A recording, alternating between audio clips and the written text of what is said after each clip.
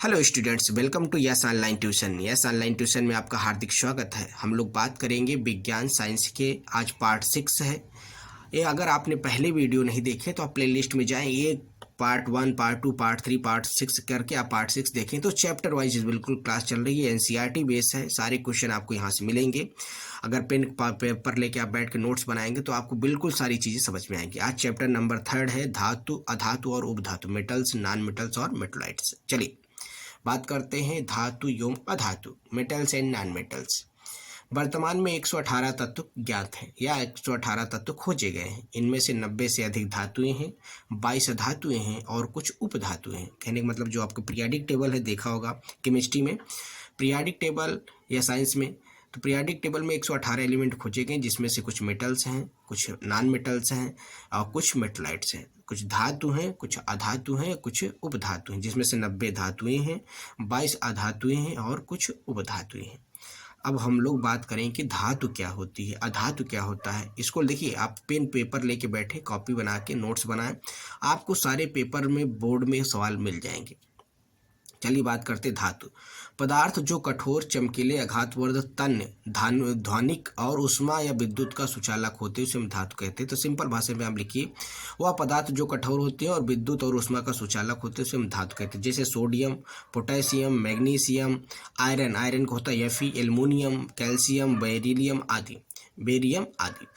तो सोडियम के यानी पोटेशियम का के, मैग्नीशियम के Mg, आयरन के Fe होता है, एल्युमिनियम के Al, कैल्शियम का Ca, बेरियम का Be। ये सब क्या है, धातुएं हैं। 90 धातुएं हैं। तो बस आपको बेसिकली एग्जाम्पल में ये लिख देना है। तो आई होप आपको ये सारी चीज़ें, ये आप नोट्स बनाते चलेंगे तो आपको बिल्कुल डिट्टो और बोर्ड में डायरेक्ट सवाल मिलेंगे।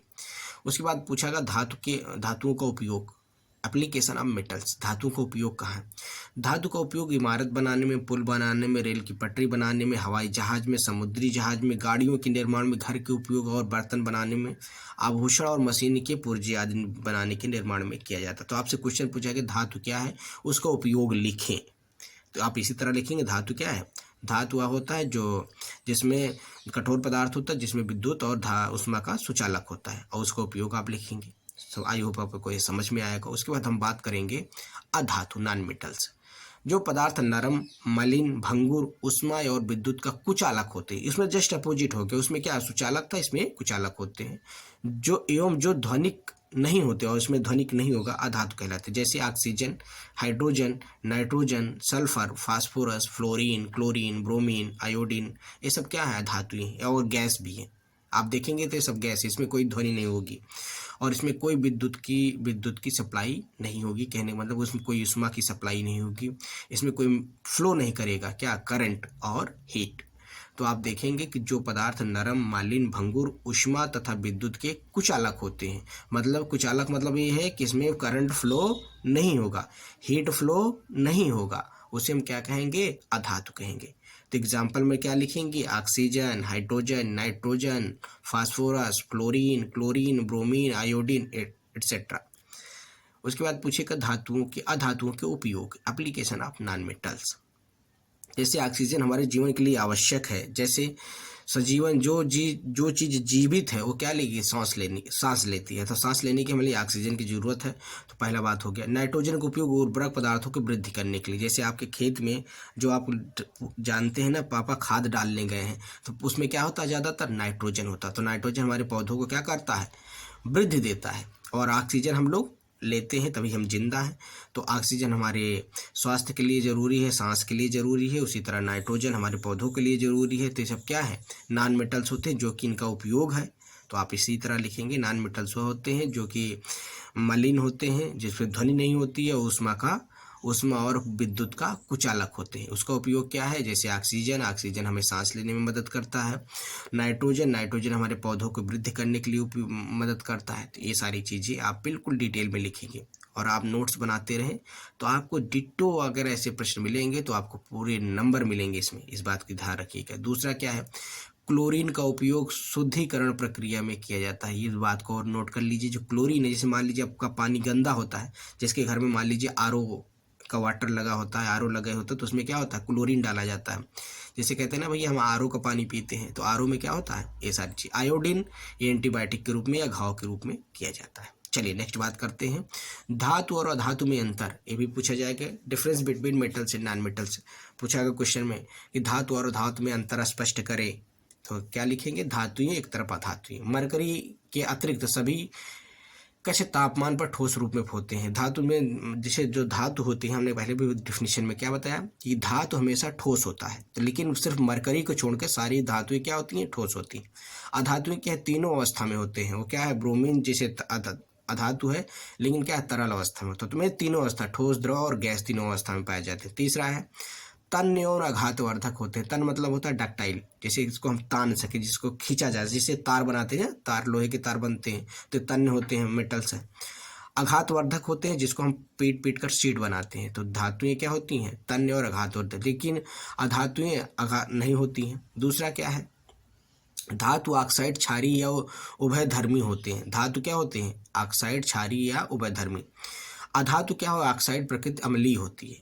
इनकी क्या होती है, धातु की क्षारीय होती है, लेकिन अधातु की अम्लीय होती है। धातुएं तनु अम्ल हाइड्रोजन के में विस्थापित होकर हाइड्रोजन गैस का निर्माण करती, मतलब धातुएं तनु हाइड्रोजन अम्ल के साथ हाइड्रोजन गैस का निर्माण करती है या निर्मित करती है, लेकिन अधातुएं तनु हाइड्रोजन अम्ल के साथ विस्थापित नहीं करती, मतलब नहीं निकालती। धातु ऑक्साइड आयनिक होते हैं।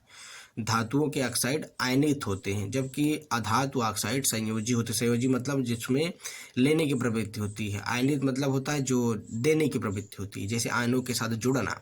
ठीक है, तो ये क्या है, कुछ उनमें अंतर है धातु और अधातु में। अब हम लोग बात करेंगे धातुओं के भौतिक गुण, फिजिकल प्रॉपर्टीज ऑफ मेटल।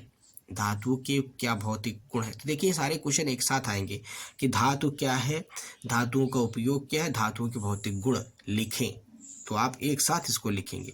तो भौतिक गुण में लिखेंगे फिजिकल प्रॉपर्टीज। भौतिक गुण क्या है, धातुएं सामान्यतः ठोस तथा कठोर होती हैं। प्रत्येक धातु में कठोरता अलग अलग होती है।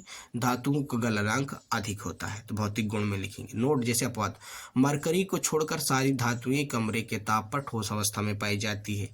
गैलियम और सीजियम का गलनांक बहुत कम है। हथेली पर रखने पर ये धातुएं पिघलने लगती हैं, याद रखिएगा। क्षारीय धातुओं में लिथियम, सोडियम, पोटेशियम इतनी मुलायम होती है कि इनको हम चाकू से काटा जा सकता है, याद रखिएगा। उसके बाद आती है चमक क्या है, अपने शुद्ध रूप में धातु की सतह चमकदार होती है। धातुओं के गुणों को धात्विक चमक कहते हैं। भौतिक गुण में आएगा आघातवर्धता, धातुओं को पीटकर पतली चादर बनाया जाता है। जैसे अभी बात आई थी ना कि धातुएं आघातवर्धक होती, तो आघातवर्धक क्या है, धातुओं को पीटकर पतली चादर बनाया जाता है। इस गुणधर्म को आघातवर्धकता कहते हैं। सोना और चांदी सबसे अधिक आघातवर्धक धातु है, तो आप लिखेंगे कि धातुएं जिसकी चमक बहुत अच्छी होती है, और दूसरा धातुएं आघातवर्धक होती हैं, जिसको हम पीट पीट कर सीट बनाते हैं, पतली चादर बना देते हैं। जैसे सबसे सोना और चांदी सबसे ज़्यादा आघातवर्धक है, और कुछ ऐसे धातुएं हैं, ज़्यादातर धातुएं ठोस अवस्था में रहती हैं, बल्कि मरकरी को छोड़कर सभी धातुएं क्या होती हैं, ठोस अवस्था में होती हैं। अधातुएं ही क्या होती हैं, तीनों अवस्था में होती हैं। इस चीज़ को आपको ध्यान रखना है। इंपॉर्टेंट क्वेश्चन है, इंपॉर्टेंट टॉपिक्स है, आपकी एकदम एनसीईआरटी से मिलती हुई किताब है। आप बुक उठा के देखें और सारी चीज़ें आपको बिल्कुल समझ में आती हैं। और पेन कॉपी लेके बैठें और नोट्स बनाते रहें। बोर्ड में ऐसे सवाल आपसे पूछे जाएंगे, और इसी तरह अगर आप लिखेंगे, क्योंकि आप देखिए किताब में तो बहुत सारा ज़्यादा है, तो हम आपको पॉइंट वाइज आपको समझाते चल रहे हैं। ये चीज़ लिखते जाएंगे तो आपके लिए बेनिफिट्स होने वाला है। तन्यता आपको समझ में आई, चालकता। अब हम बात करेंगे तन्यता। धातु को पतले चादर बनाने के गुण को तन्यता कहते हैं। चालकता क्या, जिसमें विद्युत का गुण होता है। नोट अपवाद, लेड और मरकरी उष्मा के कुचालक होते हैं। लेड और मरकरी उष्मा के क्या होते हैं, कुचालक होते हैं। ध्वनिक, भौतिक गुण में हम बात करेंगे। ध्वनिक मतलब होता है जिसमें आवाज आना। सामान्यतः धातुएं कठोर सतह से टकराने पर एक विशेष आवाज उत्पन्न होती है। जैसे कि मान लीजिए कहीं जैसे ठोस चीज़ें, जैसे लोहा है, इसको ठोकोगे तो बहुत सारी आवाज़ आती है, तो इसमें क्या है, बहुत अच्छी ध्वनि उत्पन्न होती है, तेज, अतः उन्हें ध्वनिक कहते हैं। तो अब आपको समझ में आए ध्वनिक मतलब क्या है। ध्वनिक मतलब यह है जिसमें अधिक संख्या में क्या हो, ध्वनि उत्पन्न हो, बस इतना समझ लीजिए। ठीक है, और मरकरी और लेड को ध्यान रखना है कि उष्मा के कुचालक होते हैं, जबकि ये धातु है। मरकरी क्या है, धातु है। कि किस तरह होता है, लिक्विड पदार्थ में भी होता है, याद रखिएगा इस चीज को। नेक्स्ट बात करते हैं हम लोग अधातुओं के भौतिक गुण। अभी तो धातुओं के भौतिक गुण था, अब अधातुओं के physical properties of non metal, भौतिक स्थिति। अधातुएं समानता है या तो ठोस या तो फिर गैस में होती हैं या द्रव में भी होती हैं। अपवाद भी है, क्या है, नोट। ब्रोमीन ऐसी अधातु है जो द्रव अवस्था में होती है, तो कहने मतलब यह तीनों अवस्था में होती है। भौतिक गुण क्या है अधातु के, अधातुएं तीनों अवस्था में होती हैं, सामान्यतः ठोस, द्रव और गैस। जैसे कि ब्रोमीन अधातु है लेकिन द्रव अवस्था में आए, बाकी ज़्यादातर ठोस और गैस, तो तीनों अवस्था है, लेकिन धातुएं सिर्फ ज़्यादातर ठोस अवस्था में होती हैं। आई होप आपको ये बातें समझ में आई होंगी। तो दूसरा चीज़ क्या लिख देना है भौतिक गुण में, इसकी स्थिति के बारे में हो गया। इसके बाद हम बात करेंगे और भी सारी चीज़ें कि इसमें और क्या क्या चीज़ें चेंज हो सकती हैं भौतिक गुण में। तो भौतिक गुण आपने ये चीज़ देख लिया। उसके बाद नेक्स्ट बात कर लेते हैं चमक। धातु में चमक नहीं होती है, याद रखिए। अभी तक बात हुई थी मेटल्स में चमक होती है, लेकिन इसमें चमक नहीं होती है। दूसरा नोट क्या है, अपवाद। आयोडीन अधातु होते हैं लेकिन चमकीला होता है। कुछ पॉइंट्स हैं जिसमें होते हैं तो उसको ध्यान रखना है। जैसे आप नमक जो खाते हैं NaCl, सोडियम क्लोराइड, नमक देखेंगे, नमक देखिए ना चमकता है भाई, तो ये अधातु होता है लेकिन चमकीला होता है ना। तो इसमें कोई करंट फ्लो नहीं होता पर यहाँ पर रखने। लेकिन आप देखे होंगे कहीं कहीं अर्थिंग दी जाती है तो कहते भैया थोड़ा नमक डाल दो, तो लोग अर्थ के लिए, उसमें कंडक्टर नहीं होता इसलिए डाल देते, तो आसपास का करंट फ्लो नहीं होता, जहाँ पर ज़रूरत होगी वहीं जाएगा। जैसे मिट्टी में लोग सरिया वरिया गाड़ के, ऐसा देखने को आपको मिला होगा कहीं ना कहीं। चलिए नेक्स्ट बात कर लेते हैं आघातवर्धता। आघातवर्धता मतलब अधातुएं आघातवर्धक नहीं होती हैं और अधातुएं भंगुर होती हैं और इसे पीटने पर टूट जाती हैं। देखिए जो धातु और अधातु में अंतर अगर आपको लिखने की है तो अगर धातु में जो चीज़ है वो अधातु में नहीं होगी, बस याद रखिएगा। तन्यता या अधातुएं तन्य नहीं होती हैं। चालकता, अधातुएं विद्युत और ऊष्मा का कुचालक होती है, सुचालक नहीं, क्या होती हैं, कुचालक, ध्यान रखिएगा। आघातवर्धक भी नहीं होती हैं, मतलब इसको हम पेट के सीट नहीं बना पाएंगे।